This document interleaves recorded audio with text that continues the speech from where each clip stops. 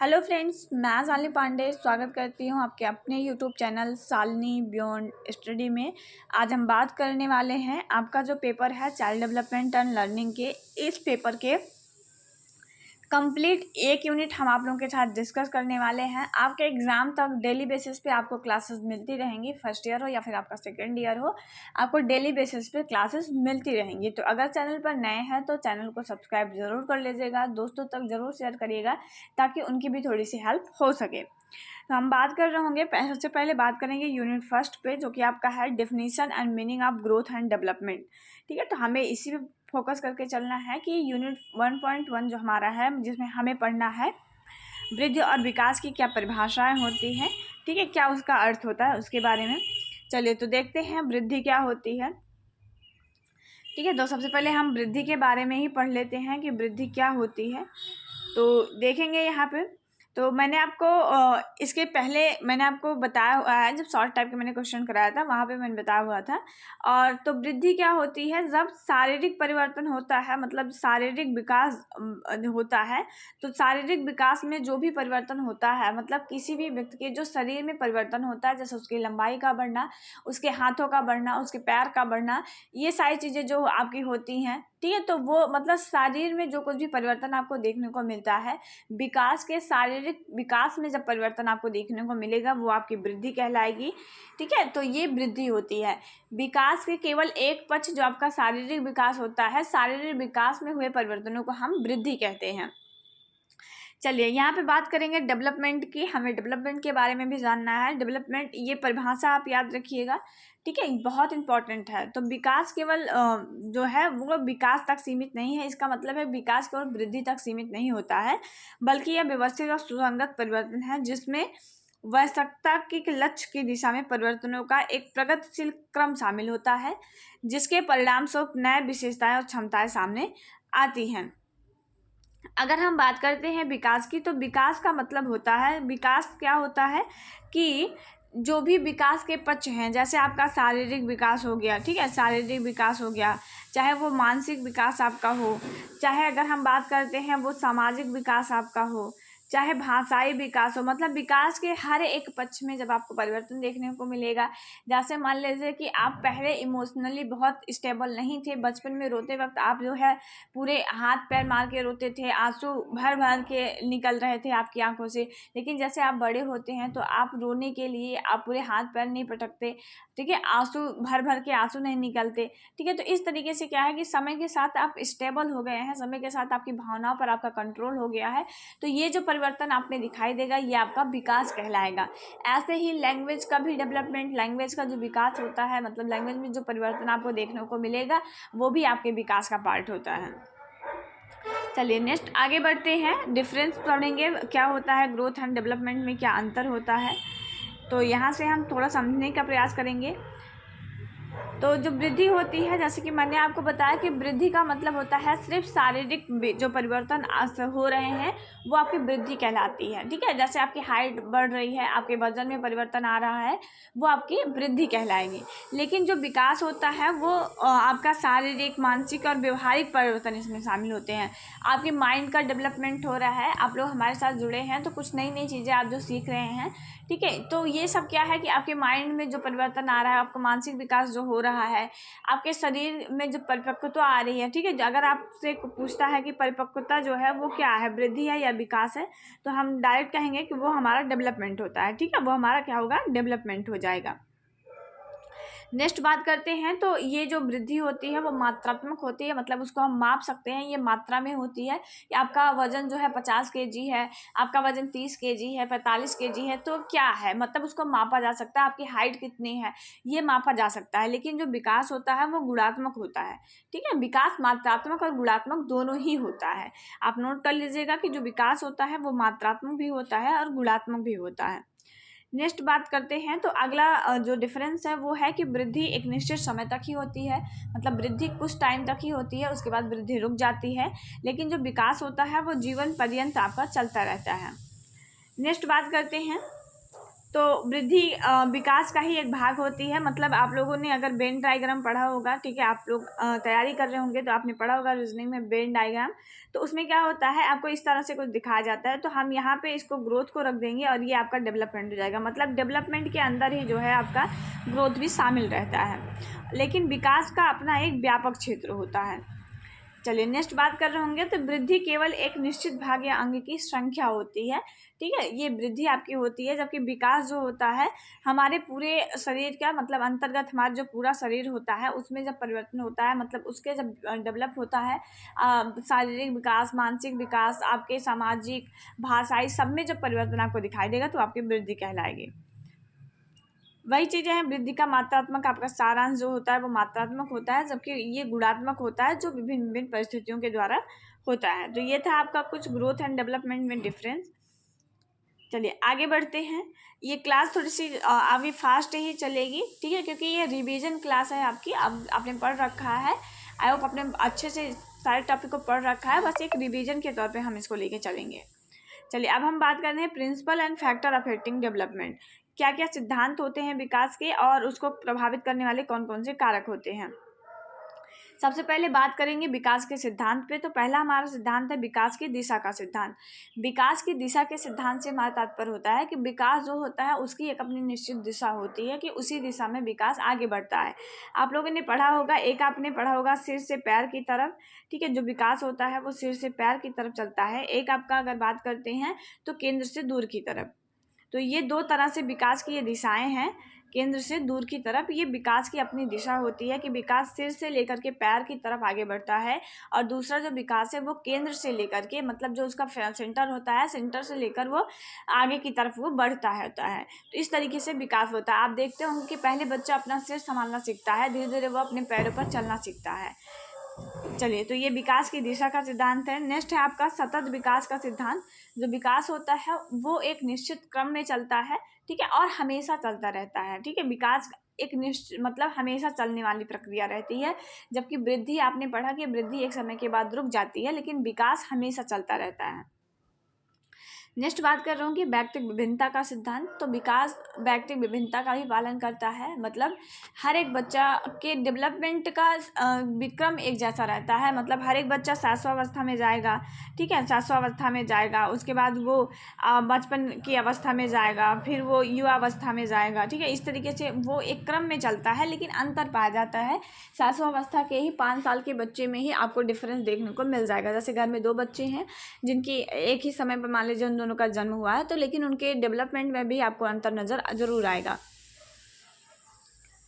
Next बात कर रहे होंगे विकास के क्रम का सिद्धांत। तो विकास का अपना एक निश्चित क्रम भी होता है, जैसे कि मैंने आपको ऊपर ही बताया कि विकास शैशवावस्था, कोई भी बच्चा रहेगा तो ऐसा नहीं है कि वो सीधे युवावस्था में पहुंच जाएगा। वो शैशवावस्था में जाएगा, शैशवा से बाल्यावस्था में जाएगा, बाल्यावस्था से युवावस्था में जाएगा, फिर प्रौढ़ावस्था में जाएगा। ये इसका निश्चित क्रम होता है जिसको एक एक करके हम आगे बढ़ सकते हैं। नेक्स्ट बात करेंगे पारस्परिक संबंध का सिद्धांत। तो विकास में जो होता है, विकास के जो सारे पक्ष होते हैं, जैसे शारीरिक हो गया, मानसिक हो गया, संवेगात्मक हो गया, भावात्मक हो गया, तो ये सब जो विकास के पक्ष होते हैं ना, ये आपस में कनेक्टेड रहते हैं। अगर किसी बच्चे का माइंड डेवलपमेंट नहीं हो रहा है, ठीक है, किसी बच्चे का दिमाग डेवलप नहीं हो रहा है, तो उसके लैंग्वेज पे भी उसका प्रभाव पड़ेगा, ठीक है। ऐसा नहीं है कि बच्चे का माइंड बिल्कुल डेवलप नहीं हो रहा है और उसकी लैंग्वेज बहुत अच्छी है, ठीक है, बहुत अच्छे उसके पास वोकैब है, ये ऐसा नहीं हो सकता है। तो विकास का हर एक पक्ष जो होता है वो आपस में सहसंबंधित होता है।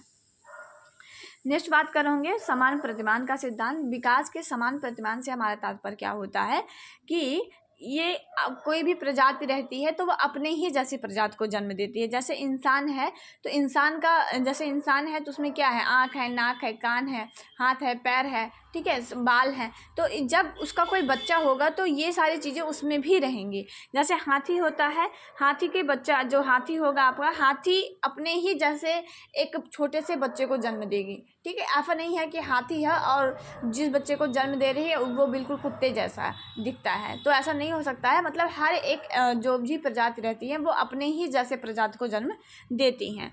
उनमें पैटर्न जो रहता है वो सेम रहता है। जैसे इंसानों में पैटर्न क्या है कि 2 आँखें रहेगी, तो जो बच्चा पैदा होगा उसकी भी 2 ही आँखें रहेंगी। ऐसा नहीं हो सकता कि उसकी 4-6 आँखें हो जाएं, ठीक है। ये समान पैटर्न जो है वो दिखाई देता है।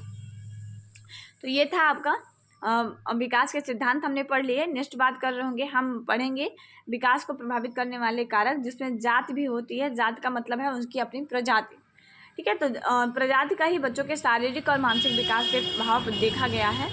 इसकी पुष्टि हम कई उदाहरणों से की जा सकती है।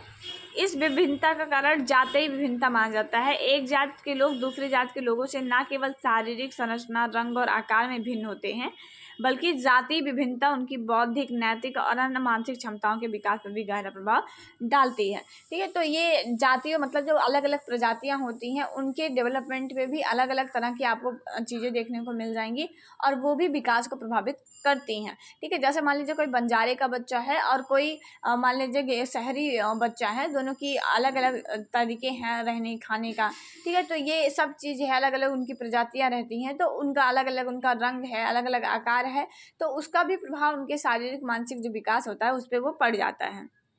चलिए बात करते हैं पोषण आहार पे, मतलब जो न्यूट्रिशंस होते हैं मतलब उनका क्या इफेक्ट पड़ रहा है। देखिए एक अच्छा स्वास्थ्य के लिए अच्छे पौष्टिक पदार्थों की हमें ज़रूरत रहती है। अगर वो मिलता है, एक अच्छा वातावरण में अगर वो चीज़ें मिलती हैं तो बच्चे का विकास अच्छा होगा। अगर ये चीज़ें नहीं मिल पाती तो बच्चे का विकास अच्छा नहीं होगा, ठीक है। वही बातें हैं कि जो पोषण की गणना है उन तत्वों के बीच की जाती है जो बच्चे को बाहरी वातावरण से प्राप्त होते हैं, ठीक है। बच्चे को जो बाहर से मिल रहा है, बच्चे क्या खा रहा है, कैसा वातावरण में है, वो डिपेंड करता है कि बच्चे का विकास कितना होगा। बुद्धि, लिंग, ग्रंथि और जात की तरह यह जन्म से ही बच्चे के भीतर मौजूद नहीं होता है। देखिए आपको यहाँ से एक फैक्ट और मिल गया कि जो बुद्धि होती है, लिंग होती है, ग्रंथि होती है, जाति होती है, ये जन्मजात होती हैं, ठीक है। ये आनुवांशिक होती हैं कि आपकी बुद्धि कैसी रहेगी, कितना होगी, ठीक है। ये सारी चीज़ें जो हैं आपको जन्म से ही मिल जाती हैं, ठीक है। जन्म से मिलने का मतलब क्या है कि बुद्धि, बच्चे के अंदर कितना बुद्धि है वो जन्मजात होती है आपकी। पोषण किस हद तक शारीरिक और मानसिक गतिविधियों के विकास को प्रभावित करता है यह सभी जानते हैं, लेकिन बच्चे के विकास में भोजन की मात्रा उतनी महत्वपूर्ण नहीं होती जितनी कि भोजन के भीतर पाए जाने वाले पौष्टिक तत्व, जैसे विभिन्न विटामिन आदि। पौष्टिक भोजन की कमी शारीरिक दुर्बलता और दांत और त्वचा संबंधी रोगों का कारण बनती है। देखिए अगर सही पौष्टिक आहार नहीं मिलेगा तो बच्चे का डेवलपमेंट भी उतना अच्छा नहीं होगा। ये ज़रूरी नहीं है कि बच्चों को बहुत ढेर सारा खाना मिले, ज़रूरी ये है कि बच्चे को जितना भी खाना मिले, मतलब जितना भी उसको दिया जा रहा है खाने के लिए वो पौष्टिक हो, ठीक है। उसमें विटामिन्स हो, उसमें मिनरल्स हो, ये सारी चीज़ें उसमें मौजूद होनी चाहिए, तो वो बच्चे के विकास पर जो है एक अच्छा इम्पेक्ट डालेगा। चलिए आगे बढ़ते हैं। बीमारियां भी हमारे विकास को प्रभावित करती हैं। शारीरिक बीमारियां और आघात शारीरिक विकास पर विशेष प्रभाव डालते हैं। बचपन की गंभीर बीमारियां जैसे टाइफाइड आदि मस्तिष्क आघात का प्रभाव लंबे समय तक बना रहता है, जिसके परिणाम स्वरूप बच्चा उचित शारीरिक और मानसिक स्वास्थ्य प्राप्त नहीं कर पाता है। इसके विपरीत जो बच्चा स्वस्थ होता है उसका विकास समान रूप से होता है और वह उसी सही समय पर परिपक्वता को प्राप्त कर लेता है। देखिए अगर बच्चे का स्वास्थ्य अच्छा है तो बच्चे का डेवलपमेंट भी अच्छा होगा, ठीक है। अगर बच्चे का स्वास्थ्य अच्छा नहीं है तो उसका इम्पेक्ट बच्चे के विकास पर भी पड़ेगा। अगर एक बच्चा है जो हमेशा बीमार रहता है तो आप देखेंगे कि उसका अगर वो इसको बीमार है, हमेशा बिस्तर पर ही पड़ा है, 4 लोगों से वो बात नहीं कर रहा है, तो उसका लैंग्वेज का डेवलपमेंट उतना अच्छा नहीं हो पाएगा। लेकिन अगर एक स्वस्थ बच्चा है, 4 लोगों से मिल रहा है, बातें कर रहा है, तो उसका लैंग्वेज डेवलपमेंट अच्छा हो जाएगा। इस तरीके से ही हर एक प्रकार का विकास आपका निर्भर करता है कि बच्चे की स्वास्थ्य कैसा है, बच्चा सीखने में कैसा है, किस तरीके का उसका स्वास्थ्य है, उसका भी प्रभाव पड़ता है विकास पे। नेक्स्ट बात करते हैं घर के माहौल का, ठीक है। मतलब जो वातावरण है उसका भी प्रभाव पड़ता है। बच्चे के विकास पर वातावरण का भी उतना ही प्रभाव पड़ता है जितना पारिवारिक परंपरा का। बच्चे को अन्य वातावरण से पहले अपने घर का वातावरण मिलता है, इसलिए इसका असर इसके विकास पर बहुत दूर तक पड़ता है। जिस घर में बच्चे को दूसरे बच्चे नहीं मिल पाते उनका अपेक्षाकृत विकास धीमा हो जाता है। जैसे जब अगर घर में मान लीजिए ढेर सारे बच्चे हैं तो उसमें क्या होगा कि बच्चे आपस में बातचीत कर करके और आपस में चीज़ों को सीख करके या किसी को दूसरे बच्चे को देख करके कंपटीशन में वो चीज़ें कर करके बच्चा अच्छी ढंग से चीज़ों को सीख लेता है। लेकिन जहाँ पे सिर्फ एक सिंगल बच्चा ही रहता है तो वहाँ पे उस बच्चे के डेवलपमेंट के लिए जो है उतना अच्छा माहौल नहीं मिल पाता है, ठीक है। तो जिस तरीके का घर का वातावरण है तो वो भी बच्चे के विकास पर, बच्चे के डेवलपमेंट पर असर डालता है। नेक्स्ट बात करते हैं बुद्धि। देखिए पहली बात तो बुद्धि जन्मजात होती है, इसको याद रख लीजिएगा आप लोग। विकास पर प्रभाव डालने वाले तत्वों में सबसे महत्वपूर्ण तत्व आपकी बच्चे की बुद्धि को माना जाता है। परीक्षणों और प्रयोगों से साबित हुआ है कि उच्च बुद्धि वाले बच्चे कम बुद्धि वाले बच्चों की तुलना में तेजी से विकसित होते हैं। देखिए, जिन बच्चों की बुद्धि अच्छी होती है, ऐसा रिसर्च में पाया गया है, ठीक है। आप लोग अपना दिमाग नहीं लगाइएगा इसमें कि नहीं ऐसा तो नहीं हो सकता है, मेरे घर में कोई ऐसा है, तो ऐसा नहीं सोचना है। ये रिसर्च में पाया गया है कि अगर किसी बच्चे की मान लीजिए बुद्धि बहुत अच्छी है तो उनका डेवलपमेंट भी बहुत अच्छा होता है। मतलब बुद्धि बहुत अच्छी है तो चीज़ों को सीखेंगे वो जल्दी, ठीक है। तो जल्दी अगर वो चीज़ों को सीख ले रहे हैं तो उनका लैंग्वेज डेवलपमेंट भी हो जाएगा। समाज के रूल्स रेगुलेशन या समाज में कैसे रहना है, छोटे बड़ों से कैसे बात करनी है, ये सारी चीज़ें सीखेंगे तो सामाजिक विकास भी उनका जल्दी हो जाएगा। तो इस तरीके से जितनी अच्छी बुद्धि रहती है बच्चे की, उतना अच्छा बच्चे का डेवलपमेंट होता है, ऐसा रिसर्च में पाया गया है। चलिए नेक्स्ट बात करते हैं साथी और मित्र। ये तो बहुत ज़्यादा इन्फ्लुएंस करते हैं बच्चे के विकास पर, जो है इसका बहुत बड़ा प्रभाव पड़ता है। कहते हैं कि अगर संगति अच्छी है तो जो है आपकी बरकत भी अच्छी होगी, ठीक है। अगर आपकी संगति अच्छी है, अगर आप अच्छे लोगों के साथ उठ बैठ रहे हैं तो आपका विकास भी उतना ही अच्छा होगा, ठीक है। याद रखिएगा इस कोड को, तो आप इसको कर पाएंगे कि संगत जितनी अच्छी होगी बरकत भी उतनी ही अच्छी होगी। तो इसमें क्योंकि बच्चा, जैसे मान लीजिए कि आप जो है हमेशा जो बुरी संगत वाले लोग हैं, जैसे मान लीजिए दारू पी रहे हैं या फिर हमेशा जो है नशीली पदार्थों के सेवन वो कर रहे हैं या फिर कोई और बुरी एक्टिविटी में वो शामिल हैं और आप बहुत अच्छे हैं उनके साथ चले जाएंगे, तो क्या होगा कि कुछ टाइम बाद आप भी उन सारी चीज़ों को फॉलो करने लगेंगे, ना चाहते हुए भी आप उन सब में लिप्त हो जाएंगे। तो बुरी संगत से हमें बचना चाहिए, अच्छे मित्रों के साथ हमें रहना चाहिए। अच्छे मित्रों के साथ रह करके हम उनके जैसा अनुकरण करेंगे, उनको देख करके हम चीज़ों को सीखेंगे और ये हमारे विकास को बेहतर बनाएंगे। चलिए, तो ये था आपका पूरा 1.2। हमने 1.1 एंड 1.2 पढ़ लिया, जितना एग्जाम के लिए हमारे इम्पोर्टेंट है। चलिए अब बात करते हैं नेचर एंड नर्चर। आप में दिया गया है नेचर एंड नर्चर, जिसे आप प्रकृति एंड पोषण कहते हैं, ठीक है। ये अनुमान जब प्रकृति पोषण विवाद है, आपसे 1 नंबर में पूछा जा सकता है कि ये किससे संबंधित है, तो ये आनुवांशिकता और पर्यावरण से संबंधित होता है। मतलब आनुवांशिकता और वातावरण पे ये एक विवाद है। कुछ लोग आनुवांशिकता को बहुत ज़्यादा इंपॉर्टेंस देते हैं, मतलब कुछ साइकोलॉजिस्ट जो हैं जो आनुवांशिकता को बहुत अच्छा मानते हैं, और कुछ ऐसे साइकोलॉजिस्ट हैं जो पोषण को अच्छा मानते हैं। मतलब कुछ मानते हैं कि विकास पे जो होता है, बच्चे के विकास पे ज़्यादातर प्रभाव आनुवांशिकता का पड़ता है, और कुछ मानते हैं कि बच्चे के विकास पे ज़्यादातर प्रभाव जो है वो वातावरण का पड़ता है।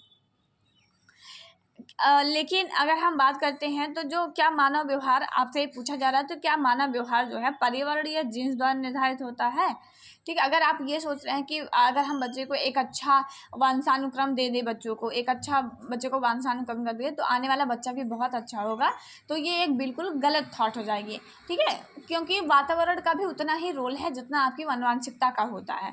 तो ये एक विवाद का विषय है, अभी तक ये क्लियर नहीं है कि कितने % आनुवांशिकता का रोल है, कितने % वातावरण का रोल होता है। ये माना जाता है कि आनुवांशिकता और वातावरण जो है वो अंतः संबंधित होते हैं, दोनों का ही बच्चे के प्रभाव विकास पे प्रभाव पड़ता होता है। चलिए, प्रकृति उन सभी जीनों और वंशानुगम कारकों को संदर्भित करती है जो हमारे शरीर, स्वभाव, व्यक्तित्व, विशेषताएं या लक्षणों को प्रभावित करते हैं, ठीक है। प्रकृति क्या होती है एक बार देख लीजिए आप लोग। प्रकृति क्या है, एक बच्चे के वंशानुगृहित या जीन्स को सूचीबद्ध करती है। मतलब बच्चे को जीन्स के द्वारा जो चीज़ें मिली हुई हैं, मतलब उनके माता पिता के द्वारा या उनके दादा दादी के कुछ गुण जो बच्चे में विद्यमान रहते हैं, उनको हम आनुवांशिक कहते हैं। क्यों, जो केवल एक बच्चे की शारीरिक उपस्थिति को निर्दिष्ट नहीं करती, बल्कि बच्चे के व्यक्तित्व के नामकरण के निर्माण में भी सहायता करती है। जो प्रकृति होती है, मतलब जो आनुवांशिकता होती है, वो यही है कि एक बच्चे को अपने माता पिता के द्वारा या दादा दादी के द्वारा जो भी गुण बच्चे में विद्यमान हो जाते हैं, या वही आपके क्या कहलाते हैं, आपकी प्रकृति कहलाती है, या इसे आप वंशानुक्रम भी कह सकते हैं।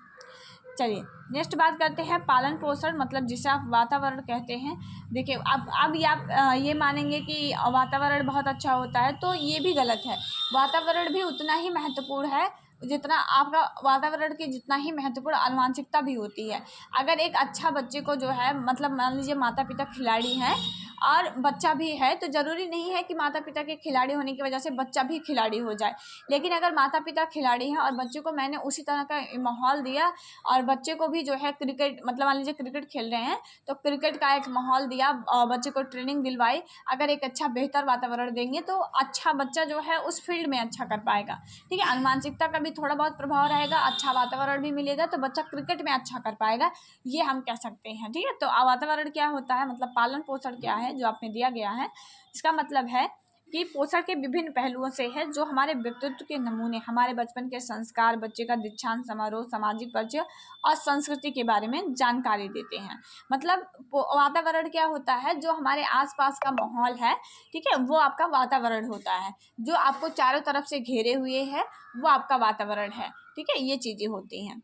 चलिए अब बात करेंगे यूनिट 1.4 पे। ये इंपॉर्टेंट है हमारा, हमको इसी को पढ़ना है, ठीक है। तो देखिए आप में जो चीज़ें पूछी जाती है, अगर हम बात करें यूनिट फर्स्ट में, तो लगभग क्वेश्चन आपके यूनिट फर्स्ट में 1.1 से बने हुए हैं, 1.2 से बनते हैं, 1.3 से बहुत ही कम ही क्वेश्चन आपसे पूछता है, ठीक है, और 1.4 से आपके क्वेश्चन बनते हैं। 1.5 जो आपका है विकासात्मक मील के पत्थर के बारे में थोड़ा सा आपको पढ़ना है, किस तरीके से कितने बच्चों का किस मंथ में कितना डेवलप होता है बच्चों का, ये आपको पढ़ना है। बट वो उतना ज़्यादा इम्पोर्टेंस रोल नहीं रखता, क्योंकि प्रीवियस ईयर को देख करके मुझे ऐसा लगता है कि ये अगर आपने 3 टॉपिक अच्छे से कर लिया तो यहाँ से क्वेश्चन आपके बन जाएंगे फर्स्ट यूनिट के। बाकी अदर यूनिट जो 4 यूनिट बच रहे हैं इस पेपर के, वो भी हम आपको कराएंगे और पूरा पेपर हम आपको कराने का प्रयास करेंगे। एग्जाम में टाइम है, 1 मंथ आपको मिला हुआ है, ठीक है, 1 मंथ मिला है आपको, तो बिल्कुल अच्छे से आप प्रिपरेशन कर पाएंगे। चलिए पढ़ते हैं domains of the development, physical, social, emotional, cognitive, moral and language. मतलब आपको विकास के जो क्षेत्र हैं उनके बारे में पढ़ना है। हम आपको ऊपर जो बता रहे थे कि विकास के ये क्षेत्र में शारीरिक विकास में अगर परिवर्तन होगा, मतलब शरीर में अगर कोई परिवर्तन होगा तो वो वृद्धि होगी। शारीरिक विकास के साथ साथ अगर सामाजिक, भावनात्मक, संज्ञानात्मक, नैतिक, भाषाई विकास में परिवर्तन हो रहा है तो आपका विकास कहलाएगा। तो वो चीज़ें हमें जाननी है कि क्या होता है आपका शारीरिक विकास क्या है, सामाजिक विकास क्या है, भावनात्मक, संज्ञानात्मक विकास क्या होता है, नैतिक विकास क्या है, भाषाई विकास क्या है, इसके बारे में जानेंगे। चलिए पढ़ लेते हैं शारीरिक विकास। सबसे पहले ये देखिए विकास के कुछ पक्ष आपको दिए गए हैं, इसको अच्छे से आप लोग याद रखिएगा, ठीक है। ये विकास के कुछ पक्ष हैं, आपसे पूछ सकता है कि इसमें से विकास का पक्ष कौन सा नहीं है, क्योंकि आप यहाँ ऑब्जेक्टिव भी आना है। चलिए शारीरिक विकास की बात करते हैं। तो जन्म से पूर्व ही गर्भावस्था में ही व्यक्ति का जो शारीरिक विकास होता है वो प्रारंभ हो जाता है, जो एक स्वाभाविक और प्राकृतिक एवं सतत प्रक्रिया होती है। मतलब जो शरीर का विकास होता है, शरीर में विकास होना, ये जब बच्चा गर्भ में रहता है, ठीक है, तो उसी समय से ये प्रारंभ होना स्टार्ट हो जाता है, ठीक है। तो आप देखेंगे कि पहले अंडाणु के निषेचन के बाद अंडाणु का निर्माण होता है, ठीक है, मतलब जाइगोट बनता है, मतलब बहुत छोटा रहता है, धीरे धीरे वो विकसित होता है, बड़ा हो जाता है, ठीक है, तो वो एक प्राणी का रूप ले लेता है, ठीक है। तो इस तरीके से मतलब ये निरंतर जो है विकास आपका चलता रहता है। अब विकास पर वंशानुगत, वातावरण दोनों का ही प्रभाव पड़ता है। मैंने ऐसा कुछ की पॉइंट को नोट कर दिया है जिसको आपको दिमाग में बैठाना है, ठीक है। मैंने यहाँ लिखने को तो हम बहुत सारा चीज़ें लिख सकते थे, बट मैंने उस की पॉइंट को उठाया हुआ है जो कि एग्ज़ाम में आपसे पूछा जा सकता है। चलिए तो यहाँ देखेंगे कि विकास के विभिन्न अवस्थाओं में मनुष्य के शारीरिक विकास में मुख्य रूप से निम्नलिखित बातें देखने को मिलती हैं। देखिए अलग अलग स्टेजेस भी होती हैं, मतलब अलग अलग अवस्थाएं होती हैं। तो उन सारी अवस्थाओं में हम बात करेंगे। जैसे पहली अवस्था आपकी आती है शैशवावस्था, जिसे आप 2 से मतलब जन्म से 2 वर्ष की अवस्था भी कह सकते हैं।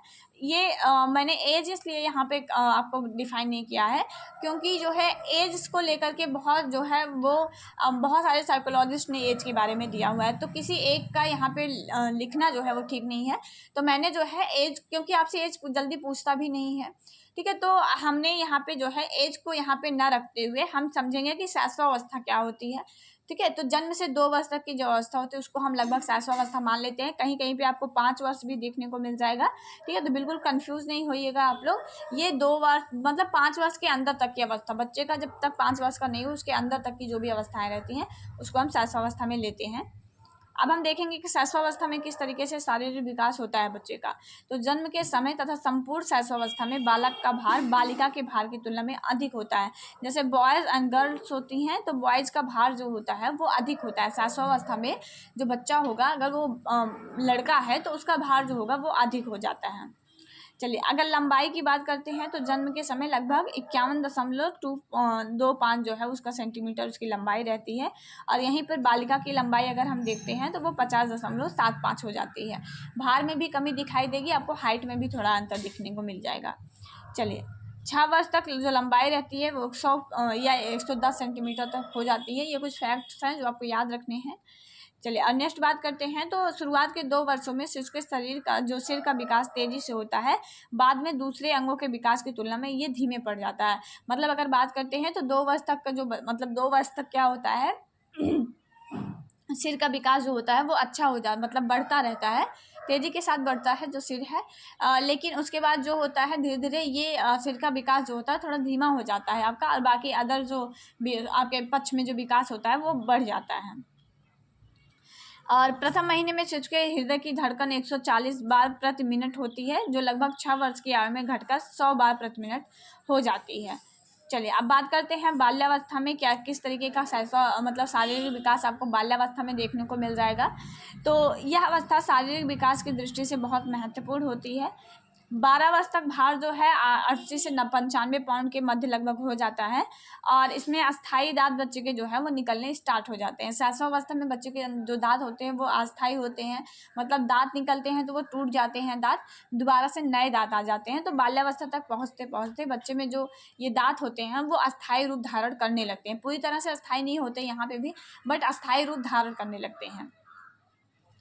लंबाई जो होती है वो केवल जो है 7.5 सेंटीमीटर से लगभग 10 सेंटीमीटर तक की बढ़ती है। इसमें जो शैशवावस्था की लंबाई होती है उस लंबाई में जो है कम से ये जो आपको दिख रहा है कि 7.5 सेंटीमीटर और 10 सेंटीमीटर इतना जो है बच्चे की लंबाई में वृद्धि हो जाती है।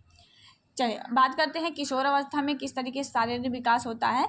तो किशोरावस्था में किशोरों का भार किशोरिकाओं की तुलना में अधिक बढ़ता है। देखिए आपने पढ़ा कि शैशवावस्था में भी किशोरों का भार अधिक रहता है, किशोरियों की मतलब बालक का भार अधिक रहता है बालिका की अपेक्षा। तो वैसे ही जो है अगर हम बात करते हैं किशोरावस्था में, इसमें भी जो किशोर होते हैं मतलब जो बालक होते हैं उनका भार ज़्यादा होता है, जो बालिकाएँ होती हैं उनका जो हाइट होता है वो थोड़ा कम होता है। इस अवस्था में ऊंचाई में तीव्रता के साथ वृद्धि होती है। ऊंचाई में इस अवस्था में क्या होता है कि जो ऊंचाई होती है उसमें भी तीव्रता के साथ वृद्धि होती है। आप देखते होंगे किशोरावस्था में जो हाइट होती है, फिर वो बॉयज़ की हो या गर्ल्स की हो, उनकी हाइट में भी जो है आपको वृद्धि देखने को मिल जाएगी। 15 वर्ष की उम्र में किशोर तथा किशोरियों की ऊंचाई लगभग समान रहती है। मतलब 15 वर्ष की उम्र तक किशोर और किशोरियों की हाइट आप देखेंगे तो लगभग जो है वो समान तरीके से बढ़ती है।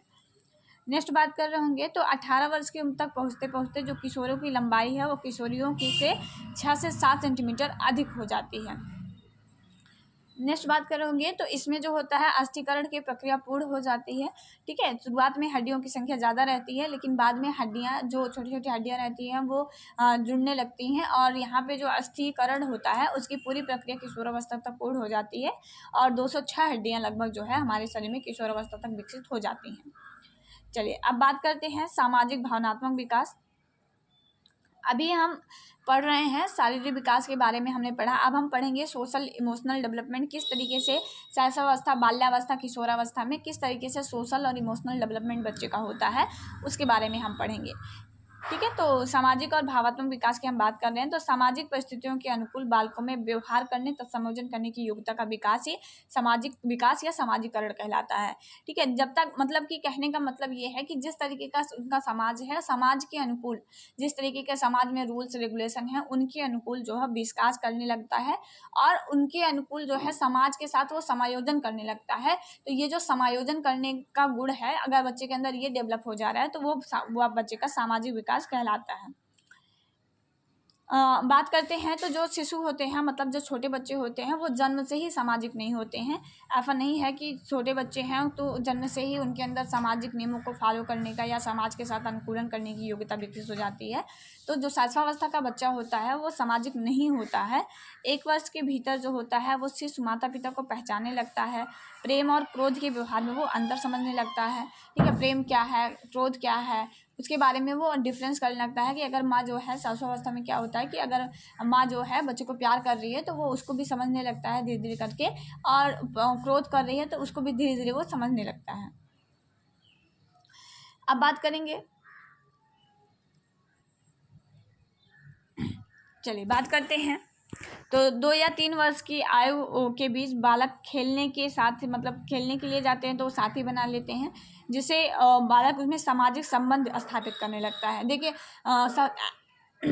बच्चा कुछ चीज़ें जो है अपने समाज से सीखता है, मतलब जो है अपने माता पिता से सीखता है। सबसे पहला सामाजिकरण जो बच्चे का होता है, मतलब सामाजिकरण की जो पहली एजेंसी आप कह सकते हैं वो आपका क्या होती है, वो आपकी फैमिली होती है। फैमिली से बच्चा बहुत सारी चीज़ों को सीखता है और उसके बाद जब वो दूसरों के साथ, जैसे दूसरे बच्चों के साथ वो खेलने जाता है तो वो उनके साथ भी कुछ सामाजिक संबंध स्थापित करने लगता है, मतलब उनको अपना दोस्त बनाना, उनके साथ बातें करना, तो ये सारी चीज़ें वो करने लगता है।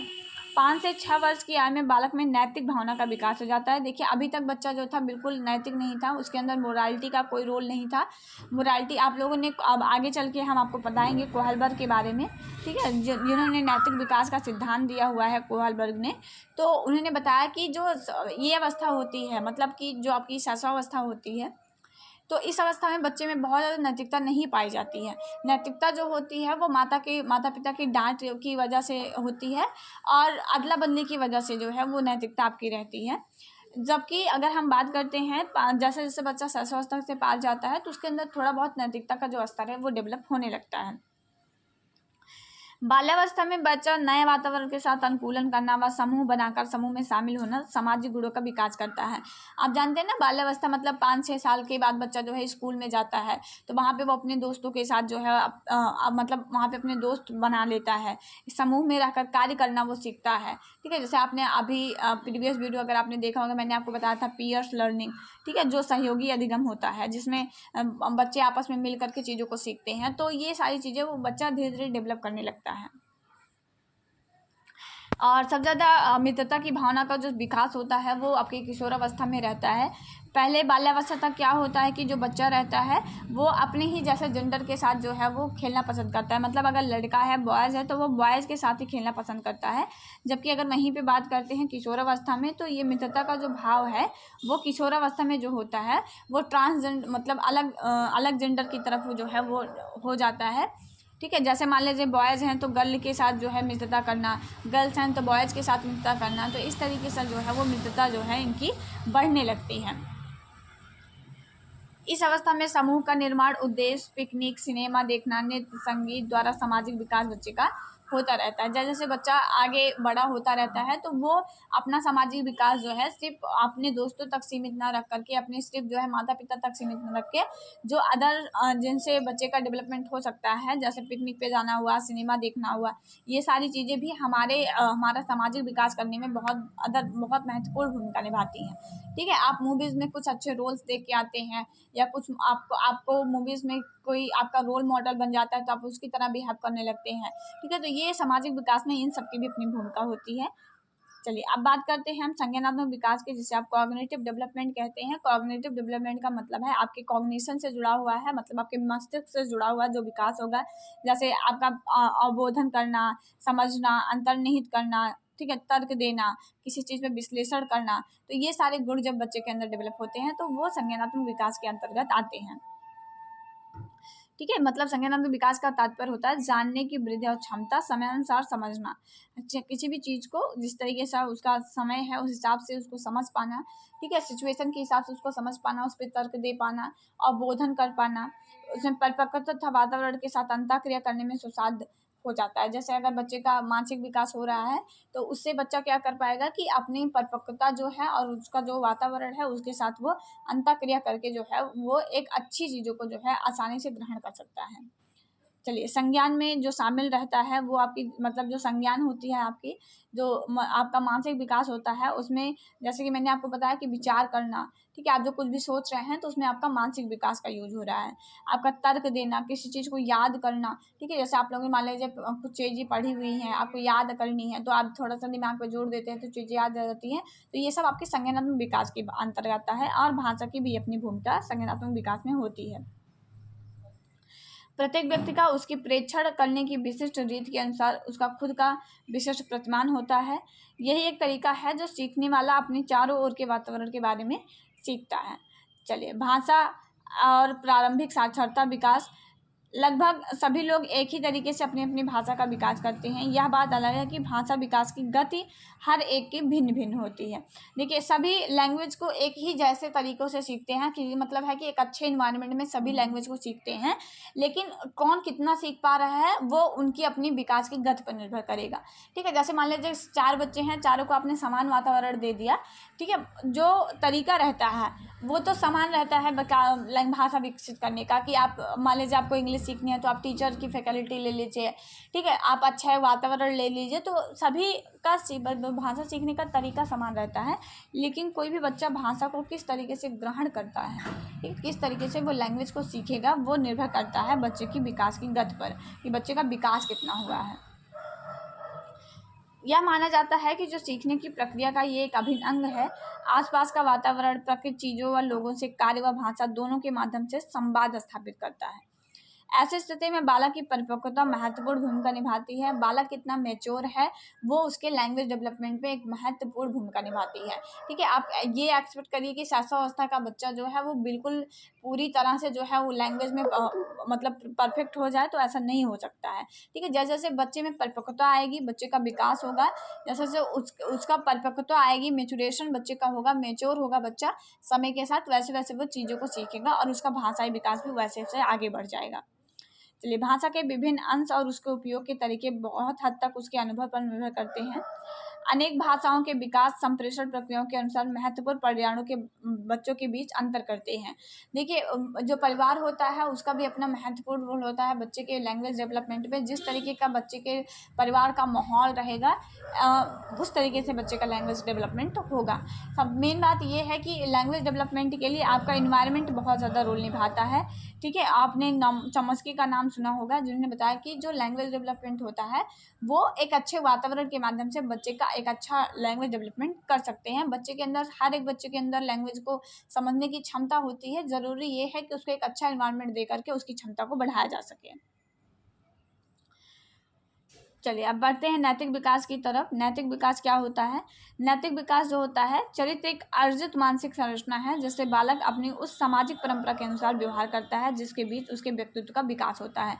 चलिए, नैतिक विकास का मतलब है मोरल डेवलपमेंट, मतलब कि आप सही और गलत के बीच में जब निर्णय लेने की क्षमता आप में डेवलप हो जाती है, आप समाज के अनुसार, जैसा समाज चाहता है उसके अनुसार आप अपने आप को विकसित करते हैं, तो वो आपका चारित्रिक विकास या फिर आपका नैतिक विकास कहलाता है। इसमें आपकी इच्छा शक्ति, मूल प्रवृत्तियाँ, संवेग, अस्थायी भाव, आदतों का विकास नैतिक विकास में एक महत्वपूर्ण भूमिका रखता है। चरित्र का आधारभूत आपकी मूल प्रवृत्तियाँ होती हैं। ये जो मूल प्रवृत्तियाँ होती हैं व्यक्ति को जन्म से ही प्राप्त होती हैं। ठीक है, चरित्र जो होता है मतलब जो नैतिकता होती है वो अर्जित होती है। ठीक है, कि आप किस तरीके से नैतिक है, कितने नैतिक हैं, वो आप एक इन्वायरमेंट से, परिवार से, समाज से सीखते हैं। लेकिन आपका जो, अगर हम बात करते हैं, ठीक है, तो ये जो मूल प्रवृत्तियाँ होती हैं आपकी, ये जन्म से ही आपके अंदर होती हैं। तो ये था आपका पूरा यूनिट 1.4 तक मैंने आपको कंप्लीट करवा दिया है। 1.5 जो है मुझे उतना ज़्यादा इंपॉर्टेंट नहीं लगा है। बाकी नेक्स्ट वीडियो में हम आपको 1.5 जो है थोड़ा सा वहाँ पे बताते हुए फिर हमको यूनिट 2 की तरफ हम आपको पढ़ाएंगे, और पूरे एक वीडियो में हम यूनिट 2 जो है वो पूरा ख़त्म करने की कोशिश करेंगे। मिलेंगे नेक्स्ट वीडियो में, तब तक अपना ख्याल रखिएगा।